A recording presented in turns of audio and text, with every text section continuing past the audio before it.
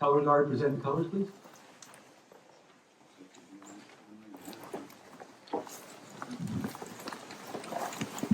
Please rise. Don't worry, we're not going to do the pledge or anything like that.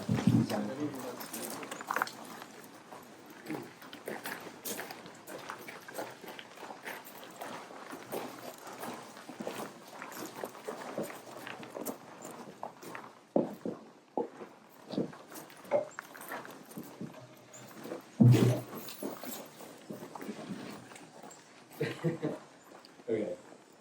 Thank you. You may have a seat.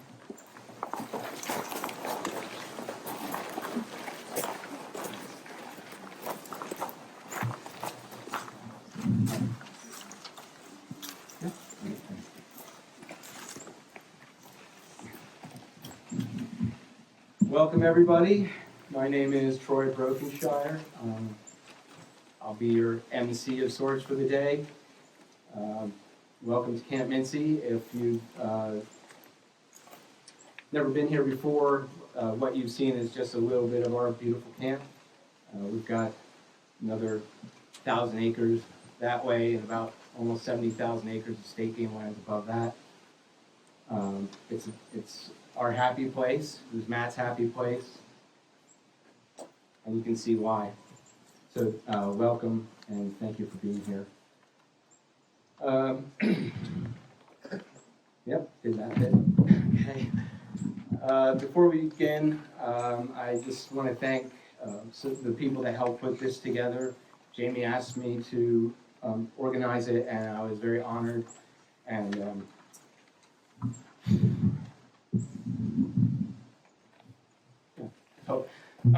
sorry, that's going to happen a lot today. Thank you to Chris Martin, Becky Albert, Mike Roberts, Jimmy Gasper, Keith Dennison, Jeff Valentine, Steve Moser, Chuck Mina, Laura Hausman-Walzak, Sam Van Norman, Nick Klein, and to Troops 311, 2019, and Crew 940.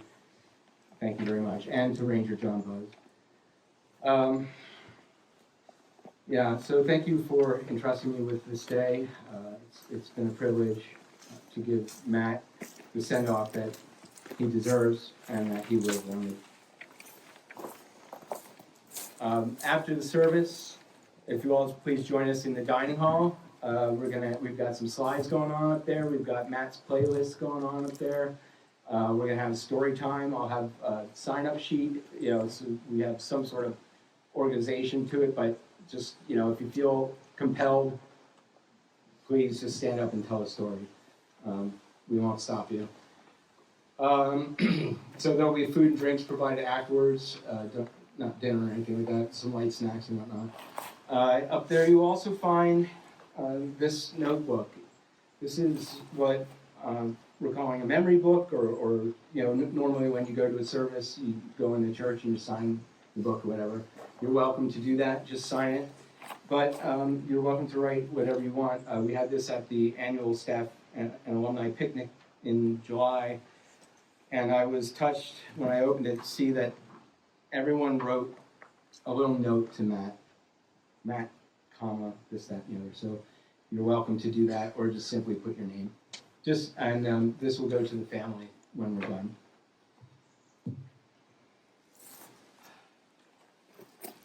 All right. Finally, if anybody, I'll skip that. All right. Thank you for joining us here today, and I would like to call up to the altar, Keith Dennison.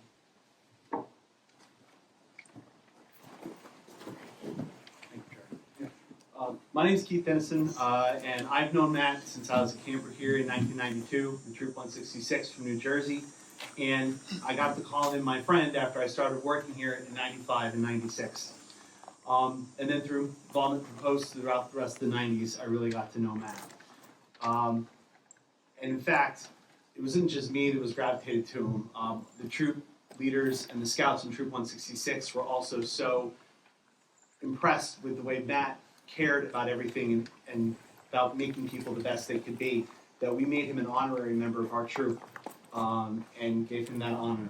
So we're also mourning alongside all of you. The time, miles, to live in the life put me between this place and that, and I never thought I would ever see him again. But I was glad to at least still connect through social media, and I did feel a presence with him. About a month after he died, I wrote something inspired just by my Episcopalian faith. We have something called the Order of Compline, and we use it to reflect. And I was reflecting on who Matt was and what he meant to me and what he means to scouting. And I wrote this, so I'd like to share it with you. And so I called it an Order of Compline for a friend. May the great master of all scouts grant us a peaceful night and a perfect end. Our help is in the bonds of brotherhood and sisterhood that bring us here now and bind us forever. I'd like to invite all scouters, youth and adult, to join me in the scout law. The scout is trustworthy, loyal, helpful, friendly, courteous, kind, obedient, cheerful, thrifty, brave, clean, and reverent. May Matt, you may be seated. May Matt's life be our sterling example of this Scout's creed and guide us daily in honoring him. May we remember that our humility and grace can be bold and extroverted like Matt's, that we do the best for the most when we are overt and active in all of our good intentions. We are each other's light in the darkness. Throughout the rest of our lives, we will watch out for and protect one another.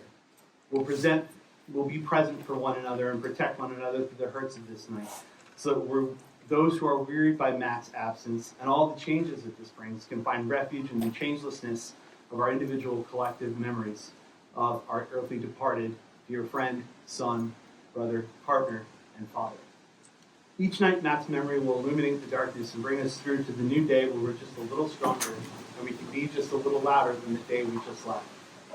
Our memories of you, Matt, will one day drive away the sorrow and the fear of life without your physical presence, and they will become our daily blessing, however they find us, and they will find us. Matt, you told us about how you're always going to be in this place, in the rocks, in the trees, in the air, and the lake that sits before us. Let your presence visit us each time that we are here. That will always be a blessing. Guide us walking and guard us sleeping, that awake we may smile and laugh with you, and asleep we may rest in peace. Matt, you are the light that illuminates humanity and reminds us that the flame in everyone, and reminds us to ignite the flame in everyone we meet. Forever, may you hold out a light for us to be able to see.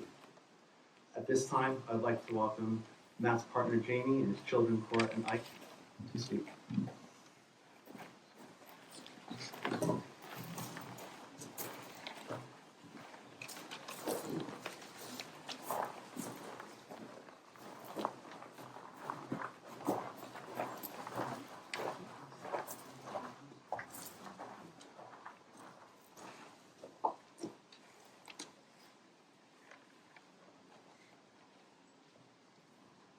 Hello, everyone. I would like to thank you for coming today. I know most of you, this place isn't exactly around the corner, but this is what's Matt's life. It felt only right to say goodbye here at the place he spent countless summers and probably far too much of his adult life pretending to be busy. Before I go any further, I want to thank Troy and everyone who helped make today possible. The Scouts have always been Matt's chosen family, and I think today is proof of that. Family is a group of people who agree to tolerate your weirdness indefinitely. He spent his summers here at camp, first as a camper, then a counselor, at waterfront and shooting sports, econ director, program director, and master of birds, essentially climbing the ranks of people pretending to have authority over middle schoolers. Because let's face it, middle schoolers don't listen to many, even those who have blue birds eating out of their hands. After trying out teaching for a bit, which was a bold move, he found his way into IT. But even then, he never really left camp. He came back on weekends and summers to help the crew, although let's be honest, Matt's camp contributions didn't exactly involve tools. I really hope if they did, you can please let me know which building it was so the kids don't go in it. But if you knew Matt, you knew one thing he always shared, which is a story. Usually long, often winding, sometimes wildly off topic, but always his own and always worth hearing eventually. The dead never truly die. They simply change form and live in our stories, our laughter, and our quiet moments of reflection. Matt's voice will be missed. Some of you only heard it briefly, others have heard it your whole lives, maybe even in your sleep if you're lucky. There's no replacing it, but there's comfort in remembering it. And if you listen closely, you'll probably still hear it in the echoes of this place or in your own inner monologue when someone starts setting up a tent incorrectly. Thank you all for being here, for showing up for him, and for helping send him off in the place he loved with the people who loved him back.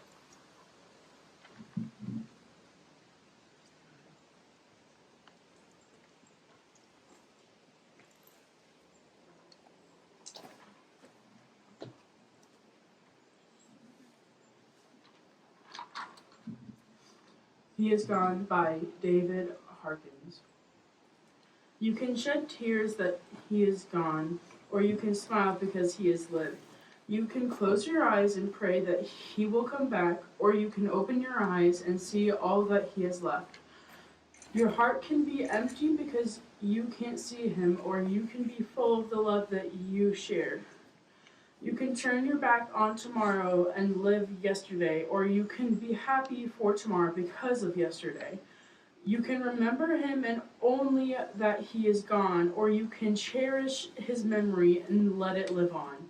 You can cry and close your mind, be empty and turn your back, or you can do what he would want, smile, open your eyes, love, and go on.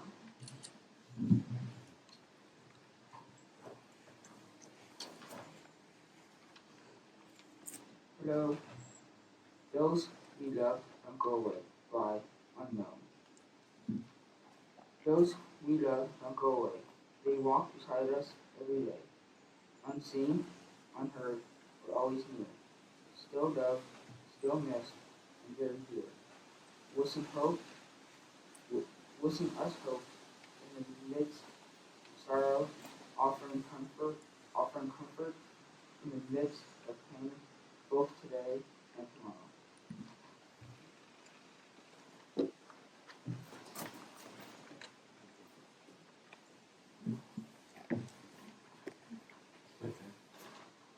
Thank you. So now I'd like to call up Ranger John Buzz. He's going to lead us in a song that's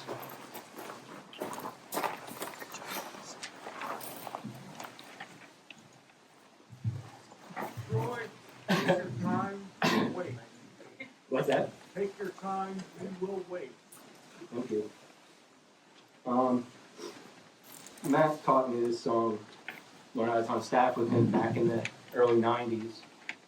And I just always loved it.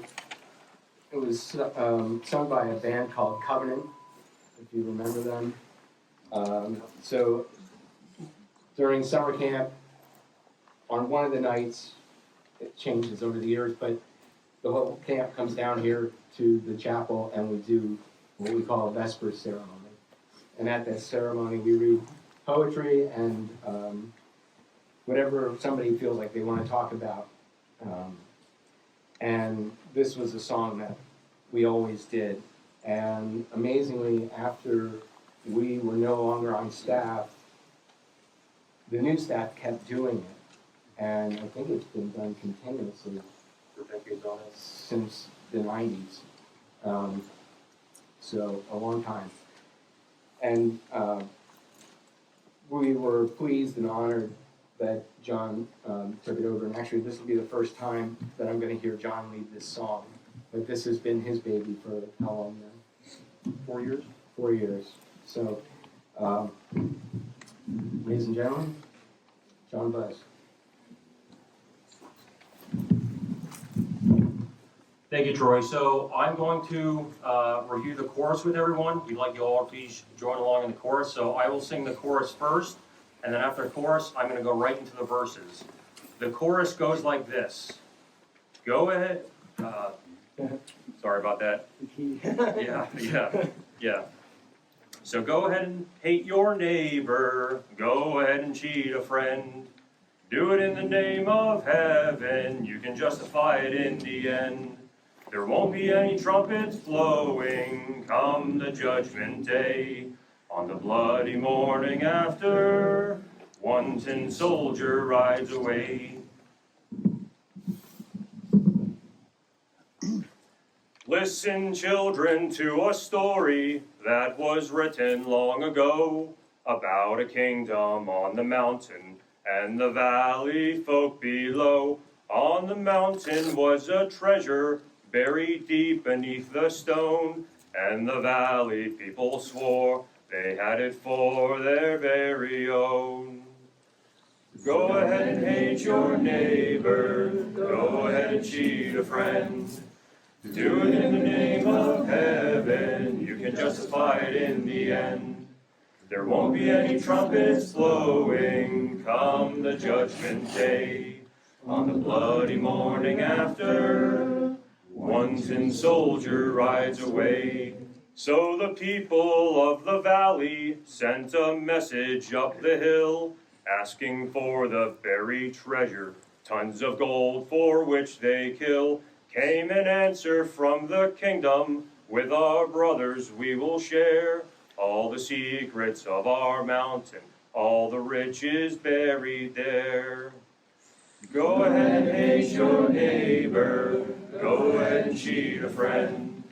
Do it in the name of heaven, you can justify it in the end. There won't be any trumpets blowing come the judgment day. On the bloody morning after, one tin soldier rides away. Now the valley cried with anger, mount your horses, draw your swords, and they killed those mountain people, so they won their just reward. Now they stood beside the treasure on the mountain dark and red. They turned the stone and looked beneath it.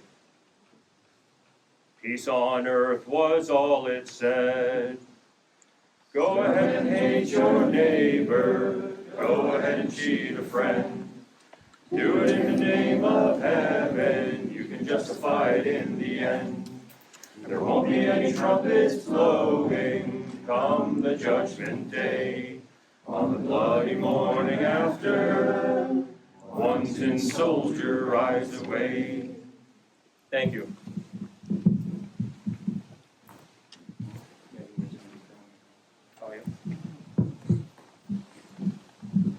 I'd like to welcome the leaders of Matt's two troops and the director of Camp Tuscarora to share reflections about Matt at this time.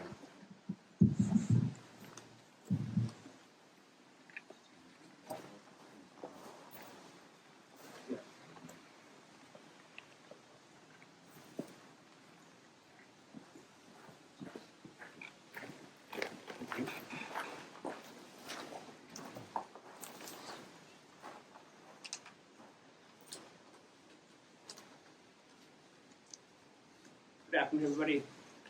My name is Steve Moser. I am the Scoutmaster of Troop 311. Matt he was a scouter, he was an instructor, he was a historian, he was a scientist, a forever learner, and above all, he was a friend. I first met Matt over 30 years ago when he was a Scoutmaster for Troop 11 in Hellertown. They were hosting a pancake breakfast, and as a new Cub Master, I was introduced to him. Our conversations was cut short by a kitchen emergency, and he had to be pulled away. But I got to chat with a committee member, John Cernak. I think his son is here today. Brian, thank you for showing up. And they just threw a reflection on the scouts at that time that I could reach out. He was a good leader, and they wish they were here. A few years later, I had become Scoutmaster for Troop 311, formerly Troop 11, and during my first summer camp, Matt was on staff. I'll never forget him leading song in mess hall, and then of course leading everyone in One Tin Soldier at Vespers. Fast forwarding 25 years, Matt and his son Isaac walked into our troop meeting to sign up. He said something like, "I can't think of a better troop." During our many visits to Camp Minsi, Matt became our unofficial camp historian. He'd share with us stories about why certain traditions existed, updated us on camp politics and council meetings, and would point out how landscape was slowly changing, the migration of patterns of trees, the gradual disappearance of swamplands, and the shifting ecology of the Pocono woods. His stories painted vivid pictures of camp. Otter swimming alongside his canoe when he would take a early morning ride with his canoe during summer camp. A blue jay he had trained outside the dining hall. He had a wonderful singing voice that never seemed to age, and we had often joked about whether the camp was singing prayers particularly well or badly that week. Matt was always ready to help, whether working in a dining hall or just this year teaching the younger scouts canoe safety and boating at Lake Nakamixon. He made a comment like, "I remember that my training like it was yesterday." And he hadn't been on staff, I think, at Minsi for quite a while teaching boating sports. He never hesitated to pitch it.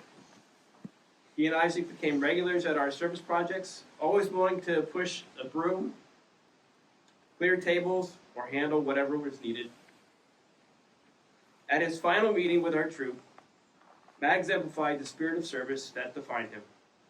We needed a third person for a board review so that one of our scouts could advance to life.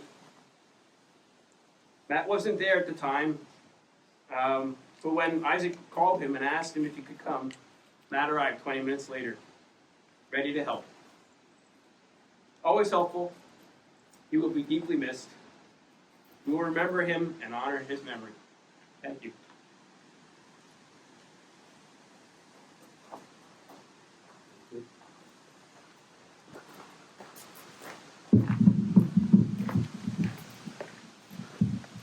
I'd like to introduce or call to Alder Ron Hurt.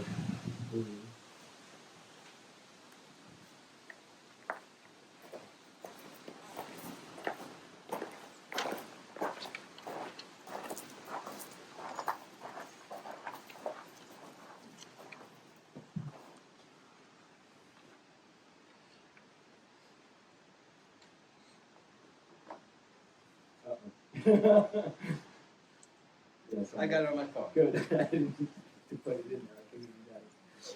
Sorry. So Matt and I, we went way back to when we were scouts together. One summer, I don't know, I was probably 12 or 13. Matt's troop was here the same week as my troop, which was 311. I haven't seen Steve for like 20 years, although Steve moved. But, and then somehow, like, our troops kind of like merged together. You know, we'd have campouts, troop events, and like, we would just plan it as like one big troop.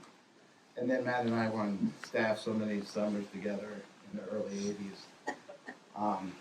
When I heard about Matt's passing, I was up in Alaska, and earlier that day, you know, I went up there, I had been there before, and I wanted to see like a pot of killer whales. And it was like the end of the day, it was like, you know, we were specifically looking for them that day. And it was like, we're not going to see them. And then like at the last minute, these killer whales show up. And they're like SeaWorld, like jumping around us, bobbing up and down the water. There's like 5 of them. It was really awesome. And I just had this feeling like this is happening for some reason, or there's something going on. Never had that feeling before. And I got back and Troy called me and told me about Matt. And then, you know, back in the early 80s, Matt and I, you know, we do a lot of OA campfires together, and we would incorporate Ozzy Osbourne into the ceremony. And a lot of good memories of doing that. And one day I'm driving home from work, and Ozzy Osbourne comes on the radio, and it's like, the song is like, "You Can't Kill Rock and Roll." And I had the same feeling I had in Alaska, and I like pulled over the car and eventually drove home. The next day, Ozzy Osbourne died. And I don't know, it's maybe just all coincidental, but, and then a couple weeks after that, I had the same feeling come over me, and I sat down with my phone, and I like wrote this about Camp Minsi, and I'll read it now. Camp Minsi, a special place only truly known to those who stop and listen. At its best, the camp is alive with the sounds of scouting. The bugling of revelry, the troops reporting all present and accounted for, the birdie song closing out breakfast, splashes of water as the scouts enter the lake, the crack of a target rifle, the distant sounds of the muck hike, the melody of grace starting a meal, help us Lord to friendly be, claps at the fire circle, and the sounds of taps following a full rewarding day. But those who listen even closer at times can hear the camp in its silence. The silence of the fire circle just before scouts enter. Soon in the distance one can hear footsteps in the gravel. The silence that seems to briefly fill the camp daily just at dusk. The silence that's in the air somewhere when walking between the trading post and field sports. The silence of being alone at Second Bridge, looking out at beautiful Stillwater Lake. And the silence of a walk on her shores on a perfect summer day. The silence that is with us now. In this special silence, the memories of those no longer with us can be found. And in these memories, the camp, Sorry. and in these memories, camp seasons of years gone by are alive, fulfilling the wish of an endless summer. It's all different for each of us who have shared in the wonders of this place, scout, scouter, and staff alike. This special place, Camp Minsi, will always be alive in our hearts and minds, and in our hearts and minds, those who have shared in her memories will always be.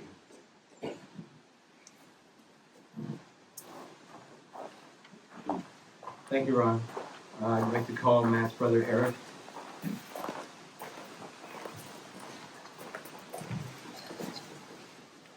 Hi. The Saturday after Matt passed, we had dinner at my aunt's house, the family to kind of commiserate. And she was in the kitchen cooking, and she was listening to happy songs. I did not want to hear happy songs. I also did not want to hear sad songs. What I wanted to hear was angry songs. You stupid, dumb sucker! Why didn't you see a doctor? If he would have gone to a doctor, he'd probably still be alive. So, anyway, he was my biggest critic for my art and music and writing, and while I didn't always agree with his opinion, they were always insightful and 100% honest, and I'm really going to miss that. Thank you. Thank you, Eric. I'll try to keep my eulogy short. Jamie, would you mind stretching that out a little bit? Good afternoon. My name is Troy Brokenshire. I met Matt here. I probably met him in 1986. He remembered meeting me, but I don't remember meeting him. He's 3 years older than I am. And so my first year was 84. He was on staff. I would have definitely known him in 1984. He started a lot earlier than I did, and he worked here past my last year really was 94. He was here in 97, and we both came back for a few summers over those years. And so this is our home away from home. This is our happy place, our special place. And so I can honestly say that today is the very first time in my life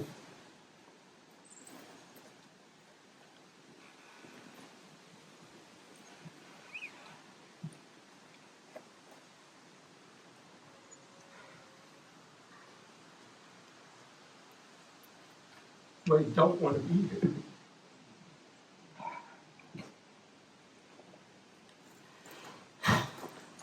Sorry. It's the first time ever I don't want to be here.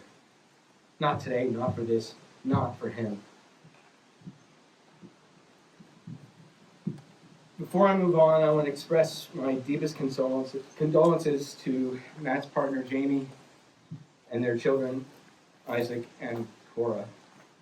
And what the three of you went through that day is something no one should have to ever endure.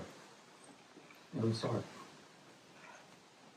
And when I went to the house, I said it to her directly, but I want to say it to her publicly and to her mom. Cora, thank you for your valiant effort to keep your dad alive until help came. Cora and Jamie performed CPR on Matt until the first responders arrived, and that is exactly what we are taught in scouting. So thank you, brave young scout. This is how you do it. This is what it's called. Oh, I'm going all in on this, people. So, to his brother Eric and sister Jessica and her family, Aunt Lori, Uncle Bill, and to all the in-laws, we grieve for you. We grieve with you. And to our Minsi family and his Camp Tuscarora family, I am truly sorry. When I first wrote this eulogy, I was not in a good place mentally. I was pretty sad, and I still am sad.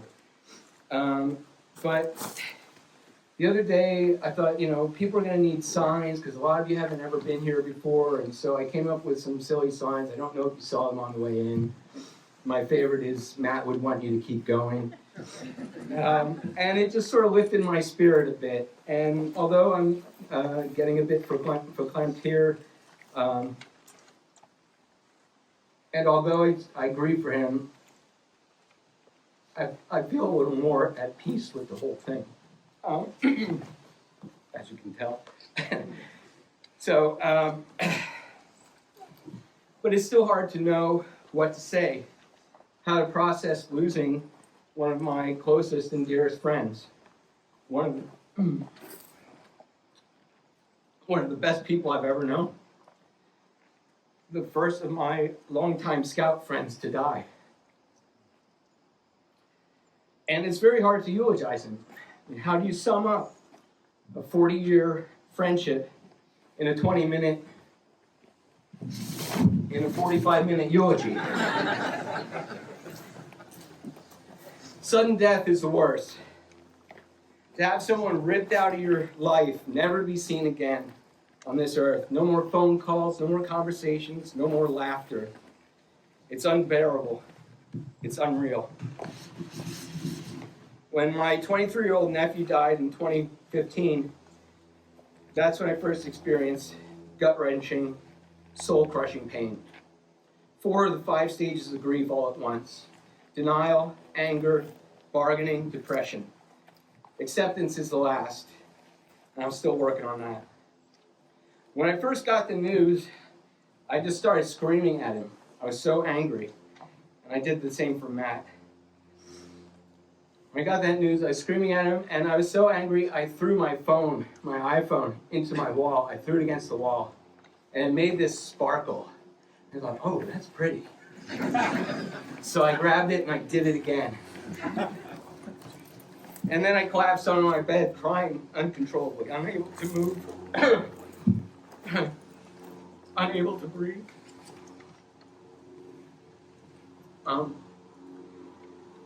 But, my nephew left for us the greatest gift of all, my great nephew TJ, who amazingly has joined scouting without my provoking it whatsoever.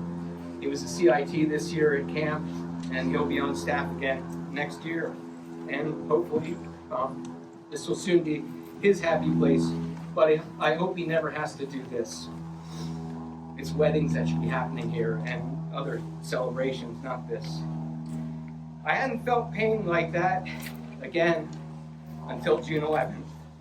This time it was disbelief, bargaining, depression, all wrapped together. I'm not afraid to tell you I'm an emotional guy, can you tell? It doesn't take much to make me cry. After I spoke with Jamie that day, confirming what I had heard, what I'd been told, I laid on my kitchen floor, sobbing for what felt like an hour.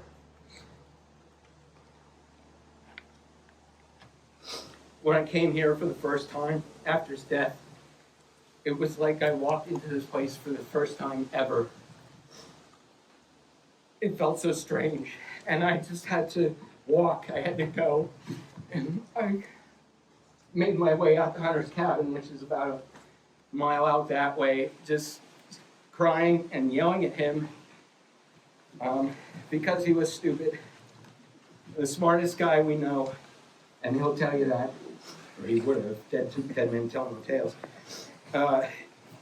He was the smartest person we knew. Matt's death was 100% preventable.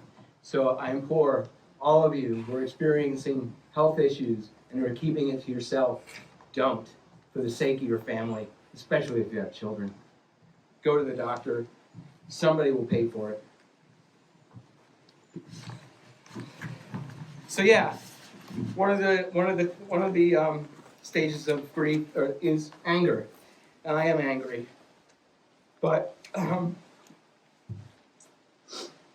accepting that he is gone for no reason, acceptance being another of the stages. I don't know. Maybe I am because, like I said, I feel at peace. Matt influenced so many lives. He was a giant among men. Several of the staff alumni, when they first talked to me after his death, said that you were the first person we thought of. And I felt guilty about that, and I do because the family should have been first. But I get it because Matt and I were a thing. If you know Camp Minsi over the last 30 years, you probably know that. And although Eric is my age, ultimately it was Matt and I who hung out the most. When Eric was going off to college for the first time, Matt was coming home from college. And he and I took many, many road trips down to Philly to visit Eric. I'll tell you those stories when you're 18 or older. So, yeah, we took road trips up here to Camp Minsi. Whenever there was a crew weekend, he's like, you want to go up together? Yeah, okay, I'll meet you here, I'll meet you there. And we'd meet up, or I'd go pick him up, or he'd pick me up. We'd go on road trips to the skiing events. The crew, the Explorer Post 940 often went skiing every winter, a ski trip and whatnot. One time we went to Canada, and Matt and I had to go up later, so we're driving in my little pickup truck, and we're talking. I'm like, now this is before cell phones and GPS. Do you think we passed the exit? Oh crap, I don't know. So he looked at the map, he's like, yeah, like 5 miles ago. So we had to turn around, and we got lost like 2 more times that night, but we made it back. Those alumni who thought of me also told me that Matt and I were the reason they wanted to be on staff. They saw our dynamic, and they wanted to be like that, like us. And if you've ever had somebody tell you that you inspired them to do something, it's quite an amazing feeling. It's an honor. It's the warmest of all warm fuzzies. But here's the thing I have to tell you, is that was all Matt. I was just emulating him. I was copying him. I wanted to be him.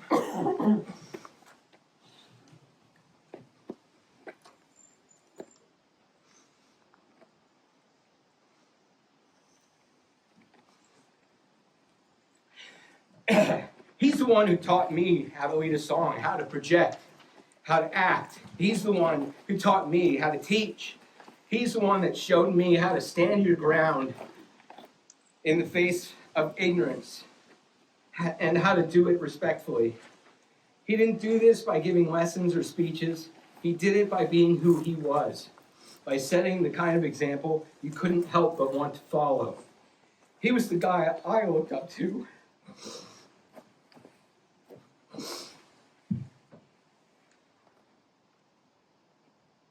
And I'm angry at him for this.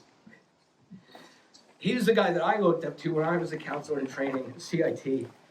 And when I was on staff, he, along with Mike Maloney, Joe Jacobus, Ron Hirsch, Bill Beckenhughes, Jerry Romanchik, Dave Feist, Nancy O'Keefe, Dave Bader, Dan Morrow, Drew Smith, Bobby Hedgeland, Uncle Bart, and so many others. They were the ones who set the example for me. They and Matt are the reason I wanted to be on staff, and they're the reason I am who I am today. They're the reason that when in 1986, I was my first year at the CIT, I came back from camp to my troop, and later my scoutmaster, and every time he saw me that after he would say to me, "You went away that summer a wallflower." I was very shy. "And you came back a leader." And that was because of those people I just mentioned, and because of Matt. This place is transformative, and they are the ones who did the transforming. In 1989, John, this is your cue wherever you are. In 1989, my first year on paid staff, Eric convinced me to join Explorer Post 940. And how he did that, I'll tell you after you're 18. So I was reluctant, but then I went to the post picnic, as we called them back then, and I was hooked. That group took the bond that Matt and I made here at summer camp and staff and made it even stronger. We spent 8 weeks together on staff, and we formed lifelong, as you can see, relationships, and it's amazing. But joining Post 940 and going to all those weekends really drove that bond home. That's where we learned that loving camp didn't end with summer, when summer did. We came up for monthly work weekends, helped the ranger, replaced roofs, cleared trails, built tent platforms, chopped more dead trees than I care to remember. Through it all, Matt was there. In scouting, we were taught to give without expecting anything in return, and we lived that. Post 940 never asked for recognition, and you might see some picnic tables up here, or some things with P940 or Post 940 written on it. We did that out of spite. And that's the truth. The work was its own reward. Matt believed that deeply. Just weeks before he died, maybe a month or so. I don't know why I said that. But while at a memorial for another fallen scout leader, he said to one of us, and they named the building after me, he said, "Don't let them name anything after me." That was his mindset. That is my mindset too. Yet his fingerprints are everywhere. On the bridges, the benches, the trails, the picnic tables, in the songs we sing, in the silence.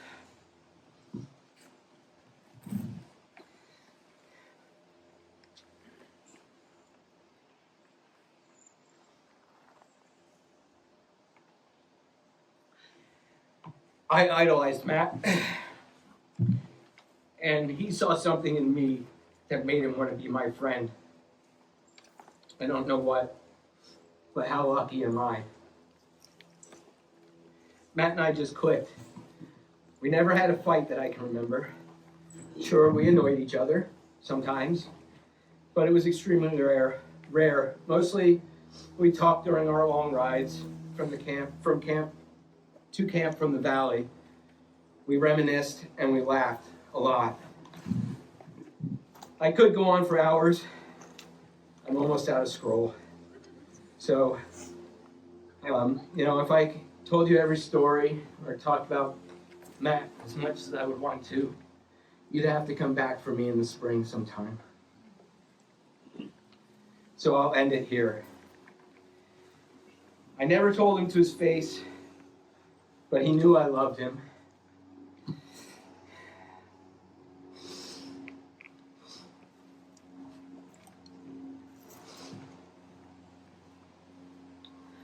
And I know he loved me. And what more can you ask for than quiet, unspoken love between friends? I will miss him for the rest of my life. I may never truly accept his passing, but I will move forward. I am moving forward, and so will all of you in time. Thank you, Matt.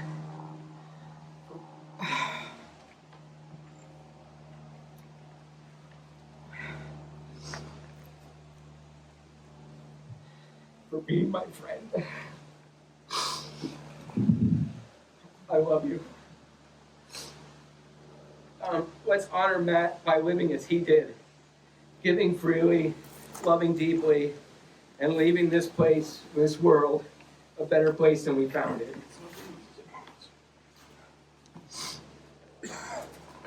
What's next? about a moment of silence?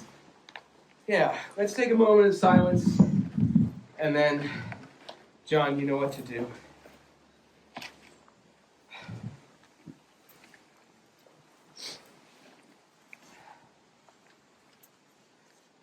Whenever you're ready.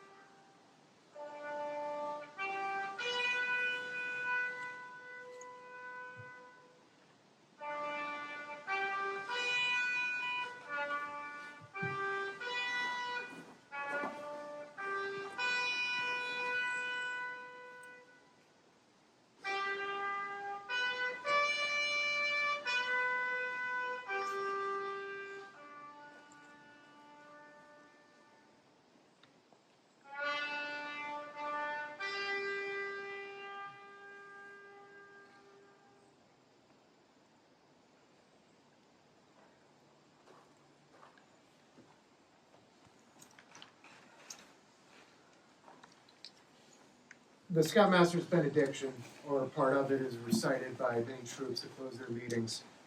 The text is, the last lines of the text are etched on the stone up there as you exit chapel. The words are especially meaningful in times like this. Everybody, please stand up. If anybody knows the words, please recite them with me. May all scouts be prepared to go, not only upon the earthly trail, but also upon the heavenly trail, whether it be the early dawn of youth or the twilight of old age. May the great master of all scouts keep us in the heart and mind till we meet again.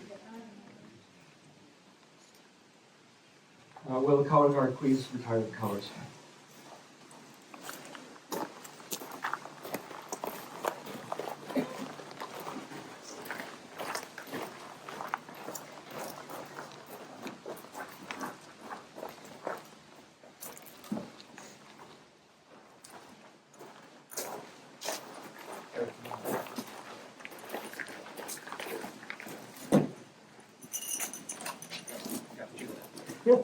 Take them. There you go. Holy moly. Okay, now let's go have a little bit of fun. We're going to tell some nice stories about Matt, and maybe some sad ones too. Tell whatever you want. Embarrassing ones. And embarrassing, especially embarrassing ones. So when you get to the dining hall, if you could just please wait outside for a few minutes. We're going to prepare the food and everything like that, and then we'll invite you in, and we'll go from there. Thank you all for being here. Oh, and Matt's here with us, by the way. I forgot to say that. Matt's here with us today, in more ways than one. Thank you. You are dismissed. We were supposed to have ushers, but we don't have, we forgot.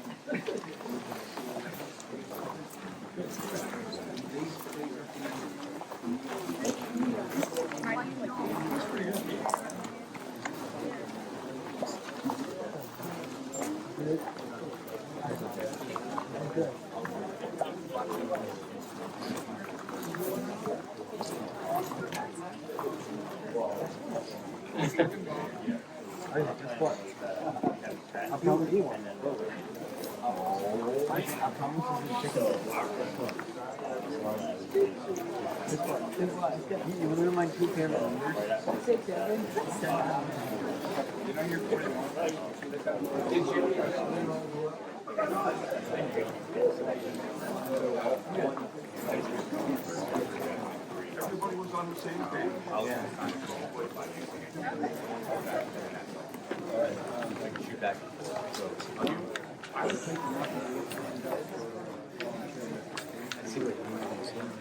Well, it's not from up there. The audience is supposed to see that.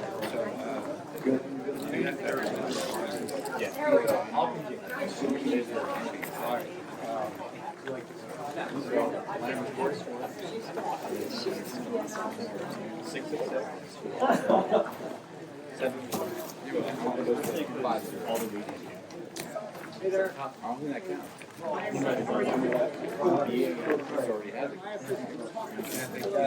Was that one for Bill?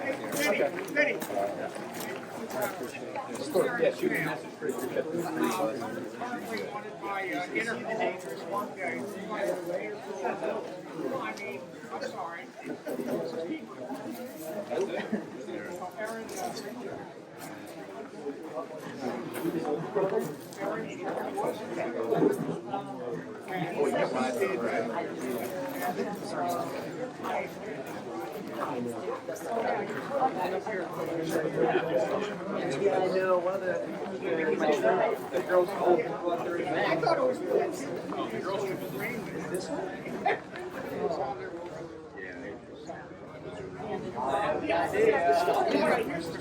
He said it's gold, and that's it. Sword fight. Well, not everything. Sword fight.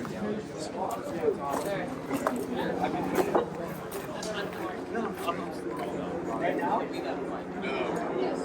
No, we're scoring it away.